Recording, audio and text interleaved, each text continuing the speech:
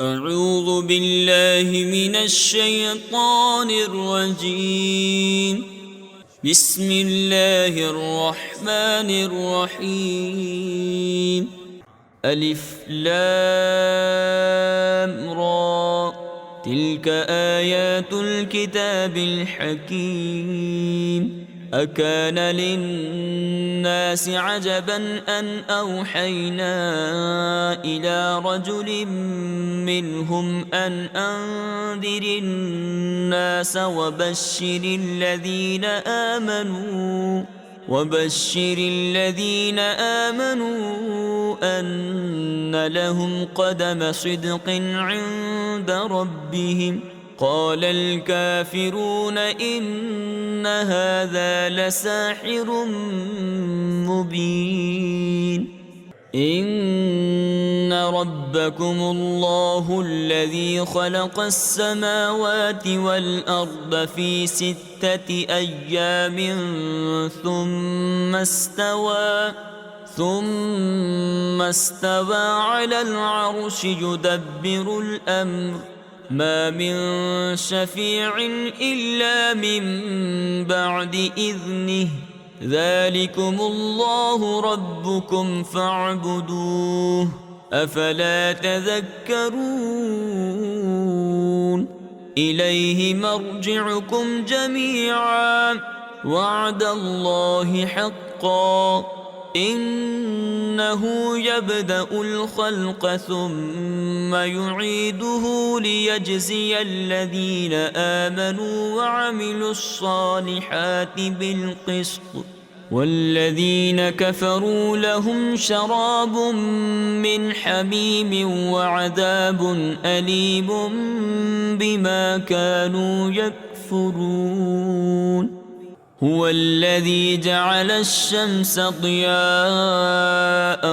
والقمر نورا وقدره منازل لتعلموا عدد السنين والحساب. ما خلق الله ذلك إلا بالحق،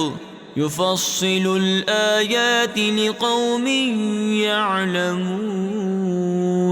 إن في اختلاف الليل والنهار وما خلق الله في السماوات والأرض لآيات لقوم يتقون. إن الذين لا يرجون لقاءنا ورضوا بالحياة الدنيا واطمأنوا بها، والذين هم عن آياتنا غافلون، أولئك مأواهم النار بما كانوا يكسبون. إن الذين آمنوا وعملوا الصالحات يهديهم ربهم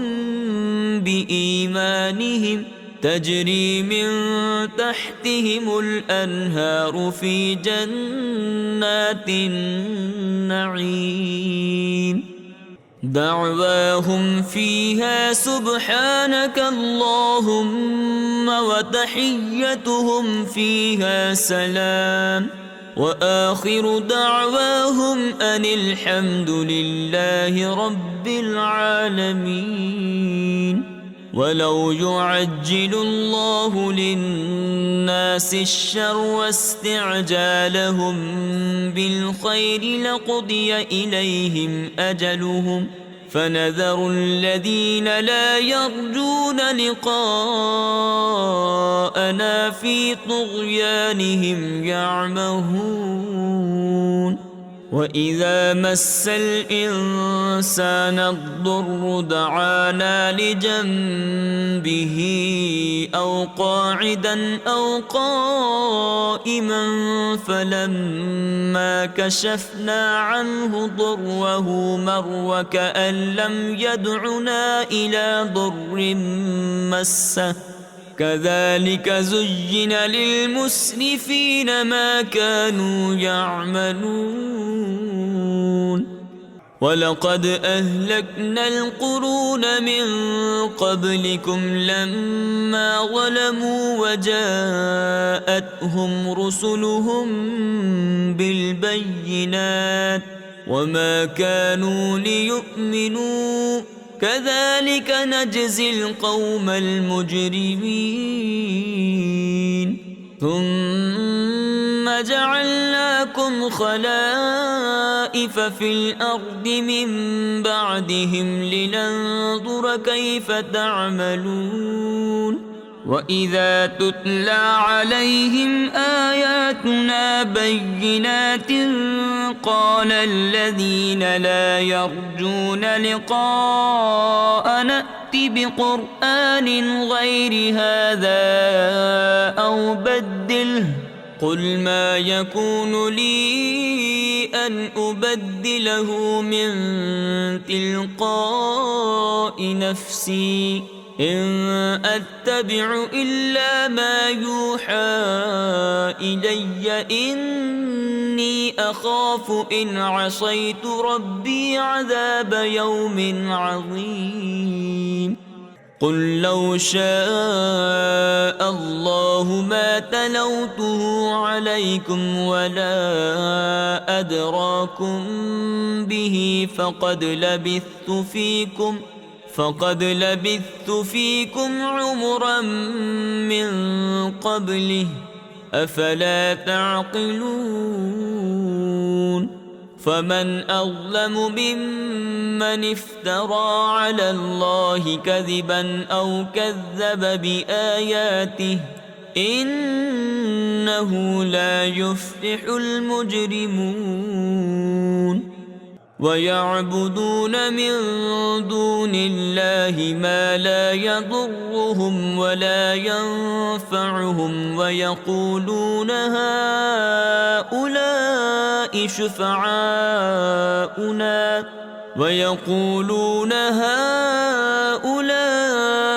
شفعاؤنا عند الله قل أتنبئون الله بما لا يعلم في السماوات ولا في الأرض سبحانه وتعالى عما يشركون وما كان الناس إلا أمة واحدة فاختلفوا ولولا كلمة سبقت من ربك لقضي بينهم فيما فيه يختلفون ويقولون لولا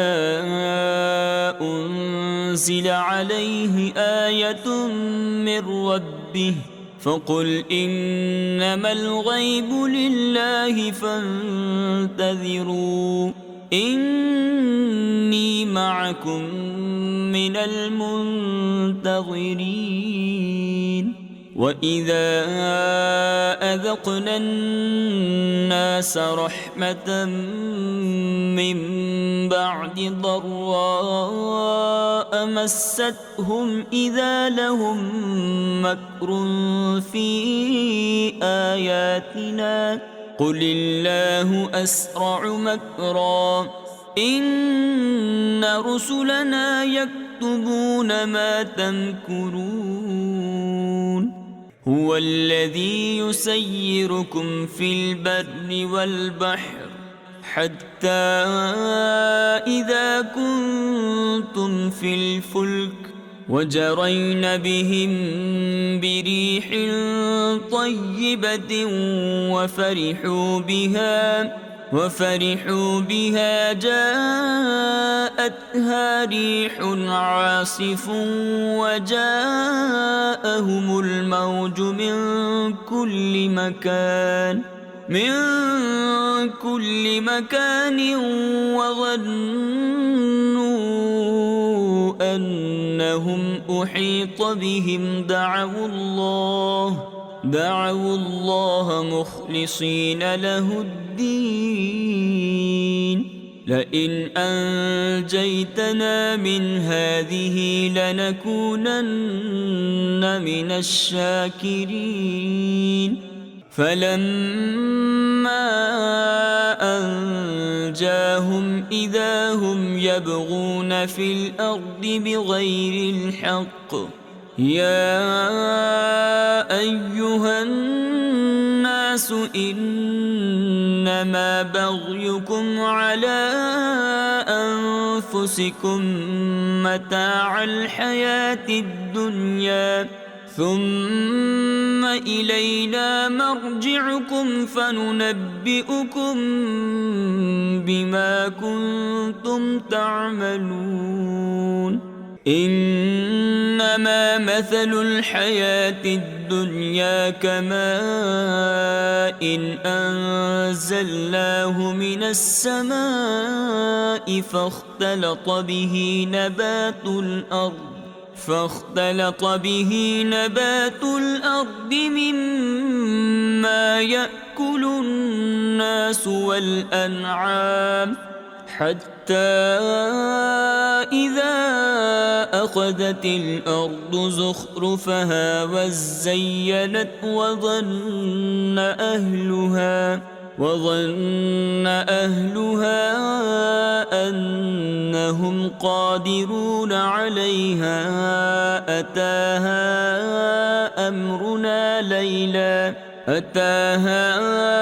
أمرنا ليلا أو نهارا فجعلناها حصيدا كأن لم تغن بالأمس كذلك نفصل الآيات لقوم يتفكرون والله يدعو إلى دار السلام ويهدي من يشاء إلى صراط مستقيم للذين أحسنوا الحسنى وزيادة ولا يرهق وجوههم قتر ولا ذلة أولئك أصحاب الجنة هم فيها خالدون والذين كسبوا السيئات جزاء سيئة بمثلها وترهقهم ذلة ما لهم من الله من عاصم كأنما أغشيت وجوههم قطعا من الليل مظلما أولئك أصحاب النار هم فيها خالدون ويوم نحشرهم جميعا ثم نقول للذين أشركوا مكانكم أنتم وشركاؤكم فزيلنا بينهم وقال شركاؤهم ما كنتم إيانا تعبدون فكفى بالله شهيدا بيننا وبينكم إن كنا عن عبادتكم لغافلين هنالك تبلو كل نفس ما أسلفت وردوا إلى الله مولاهم الحق وضل عنهم ما كانوا يفترون قل من يرزقكم من السماء والأرض أم من يملك السمع والأبصار ومن يخرج الحي من الميت ويخرج الميت من الحي ومن يدبر الأمر فسيقولون الله فقل أفلا تتقون فذلكم الله ربكم الحق فماذا بعد الحق إلا الضلال فأنى تصرفون كذلك حقت كلمة ربك على الذين فسقوا أنهم لا يؤمنون قل هل من شركائكم من يبدأ الخلق ثم يعيده قل الله يبدأ الخلق ثم يعيده فأنى تؤفكون قل هل من شركائكم من يهدي إلى الحق قل الله يهدي للحق أفمن يهدي إلى الحق أحق أن يتبع أم من لا يهدي إلا أن يهدى فما لكم كيف تحكمون وما يتبع أكثرهم إلا ظنا إن الظن لا يغني من الحق شيئا إن الله عليم بما يفعلون وما كان هذا القرآن أن يفترى من دون الله ولكن تصديق الذي بين يديه وتفصيل الكتاب لا ريب فيه من رب العالمين أم يقولون افتراه قل فأتوا بسورة مثله وادعوا من استطعتم من دون الله إن كنتم صادقين بل كذبوا بما لم يحيطوا بعلمه ولما يأتهم تأويله كذلك كذب الذين من قبلهم فانظر كيف كان عاقبة الظالمين ومنهم من يؤمن به ومنهم من لا يؤمن به وربك أعلم بالمفسدين وإن كذبوك فقل لي عملي ولكم عملكم أنتم بريئون مما أعمل وأنا بريء مما تعملون ومنهم من يستمعون إليك أفأنت تسمع الصم ولو كانوا لا يعقلون ومنهم من ينظر إليك أفأنت تهدي العمي ولو كانوا لا يبصرون إن الله لا يظلم الناس شيئا ولكن الناس أنفسهم يظلمون ويوم يحشرهم كأن لم يلبثوا إلا ساعة من النهار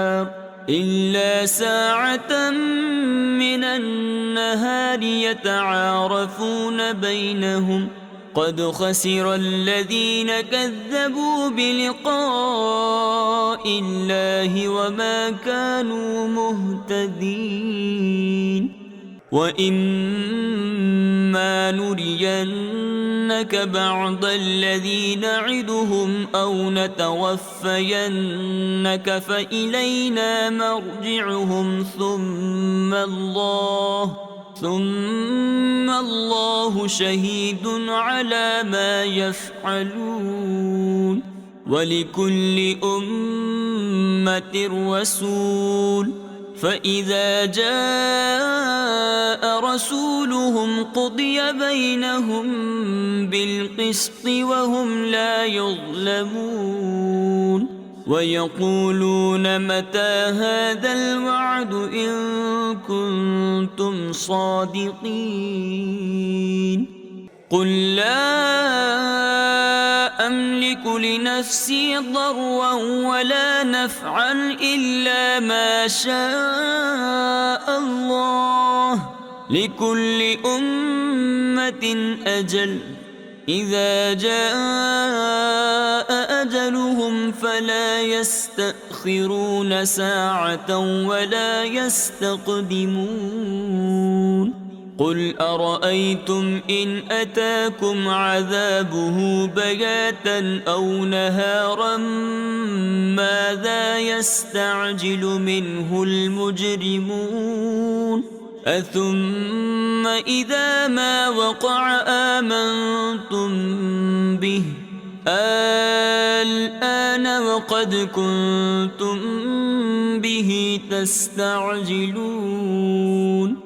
ثم قيل للذين ظلموا ذوقوا عذاب الخلد هل تجزون إلا بما كنتم تكسبون ويستنبئونك أحق هو قل إي وربي إنه لحق وما أنتم بمعجزين ولو أن لكل نفس ظلمت ما في الأرض لافتدت به وأسروا الندامة لما رأوا العذاب وقضي بينهم بالقسط وهم لا يظلمون ألا إن لله ما في السماوات والأرض ألا إن وعد الله حق ولكن أكثرهم لا يعلمون هو يحيي ويميت وإليه ترجعون يا أيها الناس قد جاءتكم موعظة من ربكم وشفاء لما في الصدور وهدى ورحمة للمؤمنين قل بفضل الله وبرحمته فبذلك فليفرحوا هو خير مما يجمعون قل أرأيتم ما أنزل الله لكم من رزق فجعلتم منه حراما وحلالا قل الله أذن لكم أم على الله تفترون وما ظن الذين يفترون على الله الكذب يوم القيامة إن الله لذو فضل على الناس ولكن أكثرهم لا يشكرون وما تكون في شأن وما تتلو منه من قرآن ولا تعملون من عمل إلا كنا عليكم شهودا إذ تفيضون فيه وما يعزب عن ربك من مثقال ذرة في الأرض ولا في السماء ولا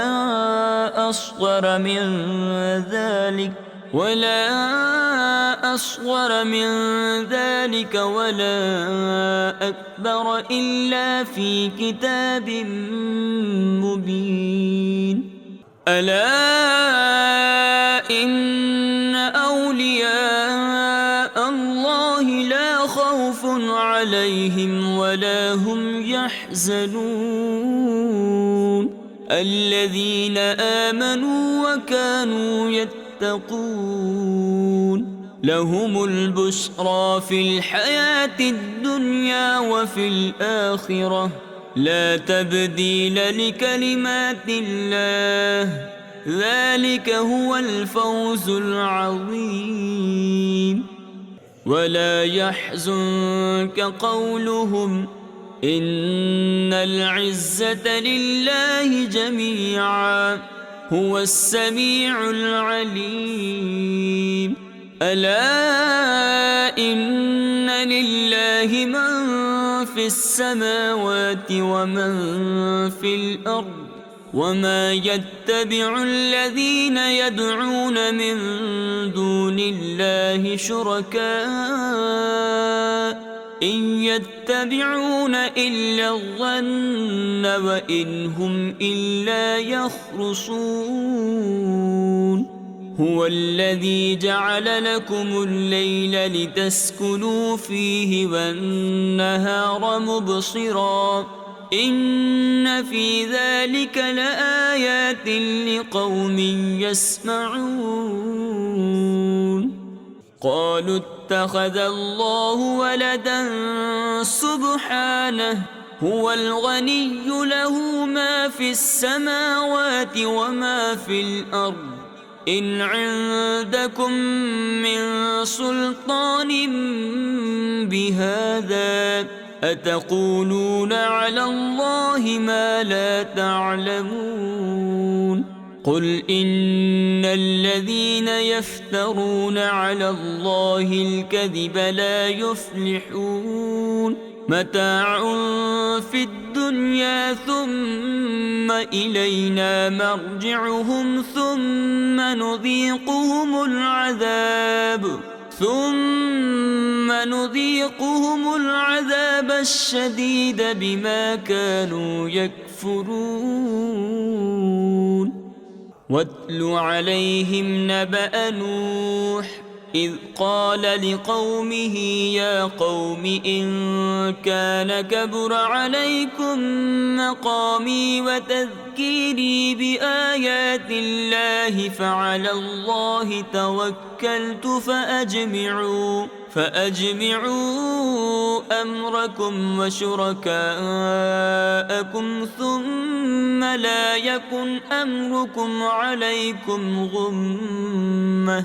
ثم اقضوا إلي ولا تنظرون. فإن توليتم فما سألتكم من أجر إن أجري إلا على الله وأمرت أن أكون من المسلمين. فكذبوه فنجيناه ومن معه في الفلك وجعلناهم خلائف وأغرقنا الذين كذبوا بآياتنا فانظر كيف كان عاقبة المنذرين. ثم بعثنا من بعده رسلا إلى قومهم فجاءوهم بالبينات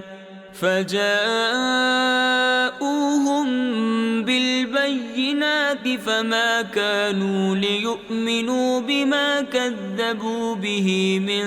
قبل كذلك نطبع على قلوب المعتدين. ثم بعثنا من بعدهم موسى وهارون إلى فرعون وملئه بآياتنا فاستكبروا وكانوا قوما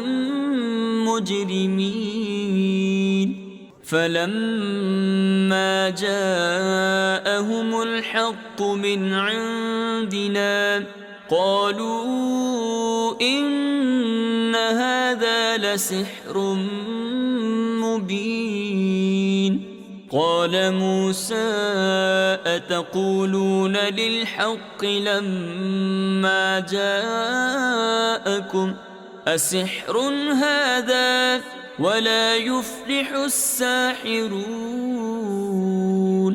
قالوا أجئتنا لتلفتنا عما وجدنا عليه آباءنا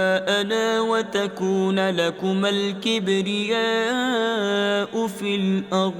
وما نحن لكما بمؤمنين.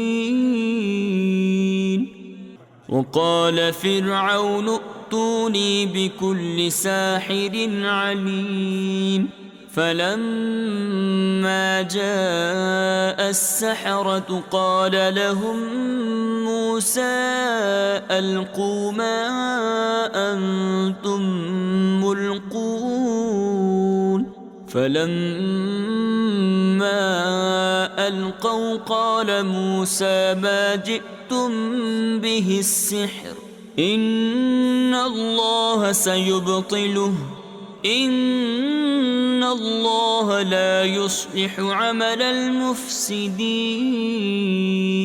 ويحق الله الحق بكلماته ولو كره المجرمون. فما آمن لموسى إلا ذرية من قومه على خوف من فرعون وملئهم أن يفتنهم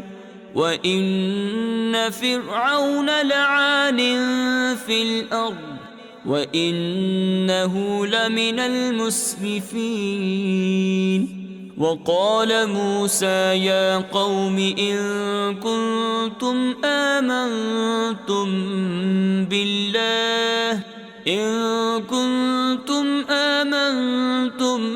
بالله فعليه توكلوا إن كنتم مسلمين. فقالوا على الله توكلنا ربنا لا تجعلنا فتنة للقوم الظالمين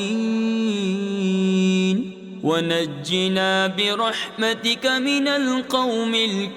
الكافرين. وأوحينا إلى موسى وأخيه أن تبوأ لقومكما بمصر بيوتا واجعلوا بيوتكم قبلة وأقيموا الصلاة وبشر المؤمنين. وقال موسى ربنا إنك آتيت فرعون وملأه زينة وأموالا في الحياة الدنيا ربنا ليضلوا عن سبيلك ربنا اطمس على أموالهم واشدد على قلوبهم فلا يؤمنوا حتى يروا العذاب الأليم. قال قد أجيبت دعوتكما فاستقيما ولا تتبعان سبيل الذين لا يعلمون. وجاوزنا ببني إسرائيل البحر فأتبعهم فرعون وجنوده بغيا وعدوا حتى إذا أدركه الغرق قال آمنت أنه لا إله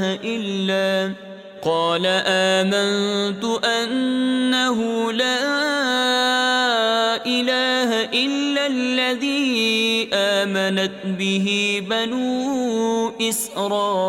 إسرائيل وأنا من المسلمين. الآن وقد عصيت قبل وكنت من المفسدين فاليوم ننجيك ببدنك لتكون لمن خلفك آية وإن كثيرا من الناس عن آياتنا لغافلون. ولقد بوأنا بني إسرائيل مبوأ صدق ورزقناهم من الطيبات فما اختلفوا حتى جاءهم العلم إن ربك يقضي بينهم يوم القيامة فيما كانوا فيه يختلفون فإن كنت في شك مما أنزلنا